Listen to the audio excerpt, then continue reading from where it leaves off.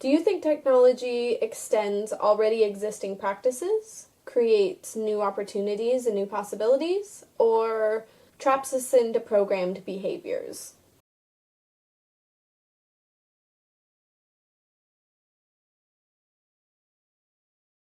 There is a theory called the social construction of technology that argues technology doesn't determine human behavior, rather human behavior shapes technology.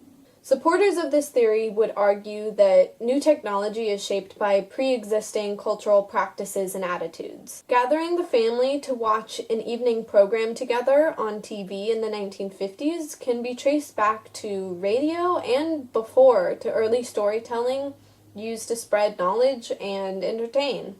If we look at the other end of the spectrum, proponents of technological determinism argue that technology changes human behavior. I do agree that technology often has unintended consequences, but I don't think technology is created in some sort of vacuum that then is unleashed onto society to manipulate our values and morals. Technology is created by humans to fulfill needs and to fix perceived problems.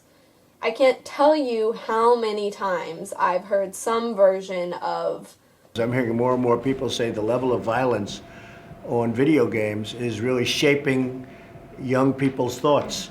And then you go the further step, and that's the movies. These are quote-unquote video games, and they're forced down our throats under the guise of protected speech. It's garbage. It's the same as pornography. They have desensitized people to the value of human life, to the dignity of woman, to the dignity of human decency. We're reaping what we've sown here.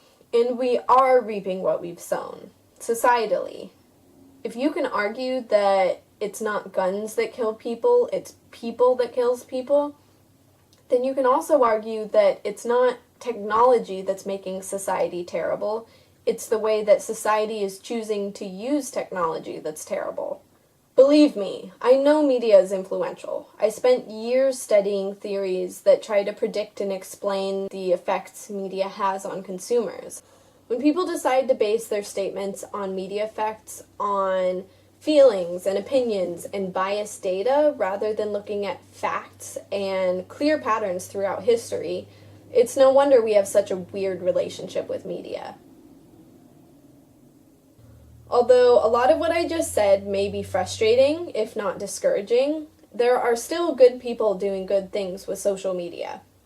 There's a peer-reviewed study from 2017 that aimed to test the feasibility of designing, implementing, and evaluating a social media-enabled intervention for skin cancer prevention. They found that shocking messages generated the greatest number of impressions, humorous messages generated greater engagement, informative messages generated the greatest number of shares, and they found an overall improved knowledge and awareness about skin cancer. On the topic of video games and violence, Douglas Gentile, a psychology professor at Iowa State University, told NPR's Ari Shapiro, "If every violent video game disappeared tomorrow, would there be fewer mass shootings?" We don't know the answer to that, but that's because aggression is actually very complicated. It's multi-causal. No one single thing causes it. And when we've had a school shooting, we usually ask the wrong question. We ask, what was the cause? And then we point around at different things such as mental health or violent video games or poverty or whatever. And none of them is it.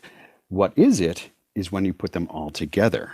Instead of pointing fingers about anything and everything, I think we need to take account for our own words and actions and take responsibility for the effect we all have on society.